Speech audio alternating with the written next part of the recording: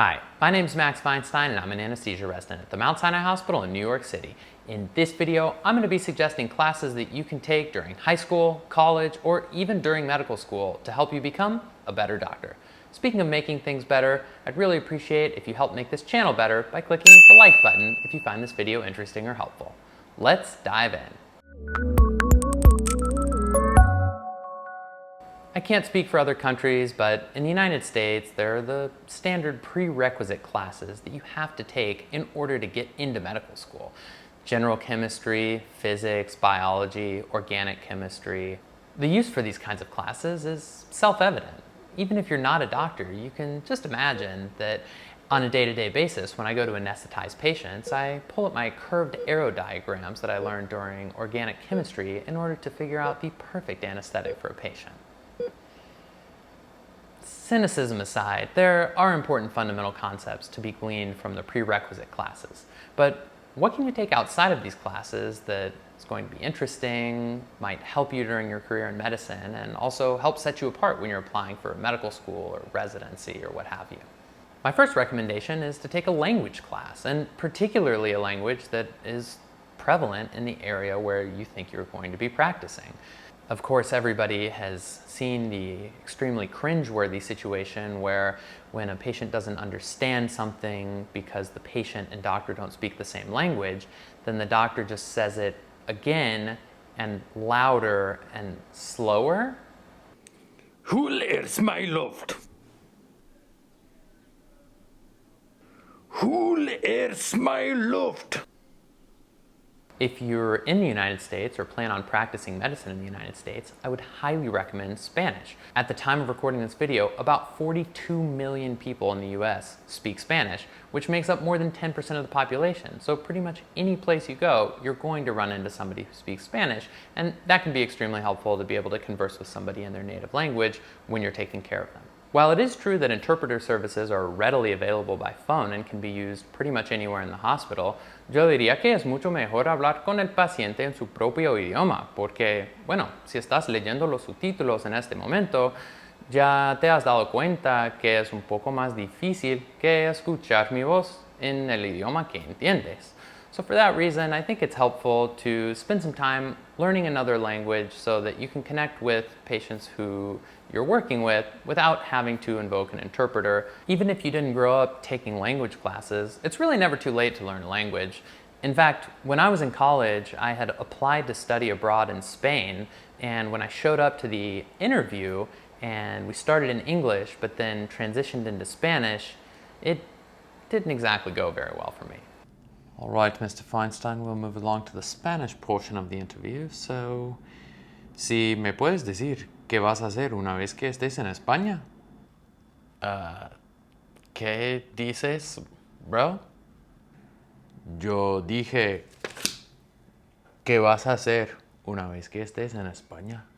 Suffice it to say, I was not accepted to the study abroad program, and so I didn't actually end up starting my language studies until just before medical school, when I started taking classes on my own. Then I actually took a year off of medical school to go do medical research in Colombia, South America. The language skills have paid dividends, and I would highly recommend that you do something similar if you're in a position to be able to. One of the things that really helped me be able to do that was grant funding that I received. And a big part of being able to successfully get grant funding is being able to write well, which is the perfect segue into my next recommendation, which is taking writing classes. Contrary to what you might think, there's actually a lot of value in being able to write well as a doctor. After all, depending on what specialty you're in, you may end up doing a lot of note writing. I will point out that there's actually not a lot of note writing that happens in anesthesiology, but that's neither here nor there. Lacking in-depth writing skills can produce notes that aren't exactly helpful for other doctors or nurses or social workers who are reading those notes. Let's see, surgery note, old man broke bone. There is a fracture. I need to fix it. Anything else? Oh yeah. Give and Seth. please.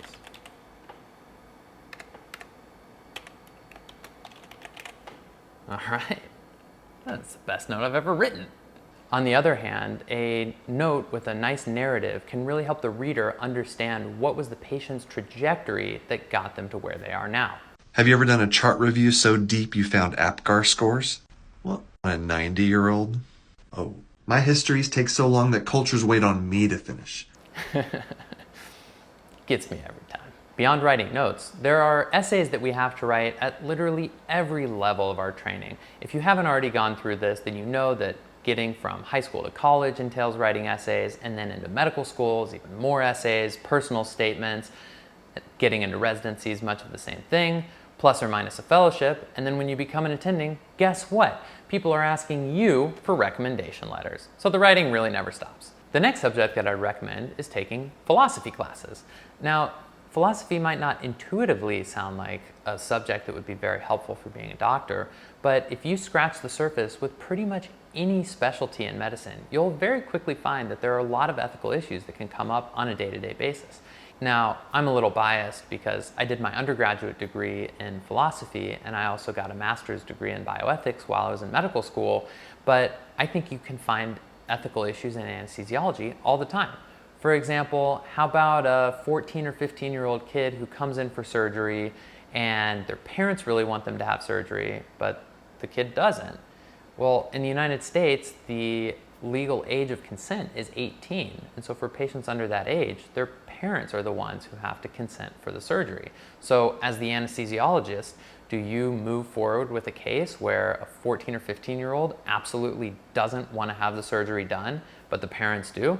This is just one example, but there are a lot of issues that come up around, say, palliative surgeries and end-of-life care, how to handle cases where patients have DNR orders, or how to handle scarce resource situations like when you've got a patient who requires dozens and dozens of units of blood, which is a scarce resource that needs to be shared amongst other patients who are undergoing surgery as well. So these are just a few of the examples that come up in anesthesiology, and bioethics is a very big field, so if you have an interest in philosophy, it's very easy to plug that into really any specialty within medicine. Some subjects that I wish I had studied more include computer science and statistics, both of which go hand in hand. And I can tell you that in addition to just being tested frequently, statistics can be really important if you're interested in pursuing research during medical school or residency. And computer science can go hand in hand with that because often pieces of statistical analysis software like R or SPSS involve programming in order to operate the software. There are several studies that suggest that formal art observation training could help improve medical students' visual diagnostic skills. So maybe I'll just go pop into the Met for a little bit. Or I might just go home and eat pizza and watch Doc Schmidt videos. Doc Schmidt videos are art.